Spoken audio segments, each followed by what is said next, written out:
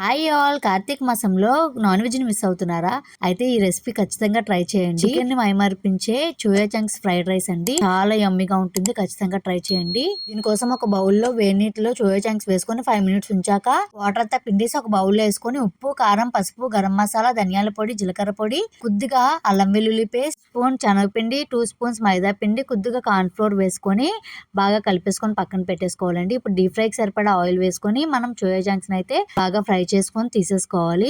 ఇలా golden brown colour వచ్చాక తీసేసుకొని పక్కన పెట్టేసుకొని వేరే ప్యాన్ లో ఆయిల్ వేసుకొని ఆయిల్ హీట్ అయ్యాక వెల్లుల్లిపాయలు వేసి ఫ్రై చేసుకోవాలి. ఉల్లిపాయలు, పచ్చిమిర్చి కూడా వేసుకొని బాగా ఫ్రై చేయాలి. క్యాప్సికమ్, క్యారెట్, క్యాబేజ్ కూడా వేసి బాగా ఫ్రై చేయాలి. కొద్దిగా ఉప్పు వేసుకుంటే బాగా మగ్గుతాయి. తర్వాత ఉడికించిన రైస్ వేసుకొని కొద్దిగా సోయా సాస్, కొద్దిగా వెనిగర్, కొద్దిగా ఉప్పు, మిరియాల పొడి వేసుకొని బాగా కలుపుకోవాలి. ఇలా కలుపుకున్న దాంట్లో మనం ఫ్రై చేసి పెట్టుకున్న చోయా చంక్స్, కొత్తిమీర వేసుకొని సర్వ్ చేసుకుంటే యమ్మీ యమ్మీ చోయా చంక్స్ ఫ్రైడ్ రైస్ అయితే రెడీ అండి. వీడియో నచ్చినట్టయితే లైక్ చేయండి. Thank you for watching.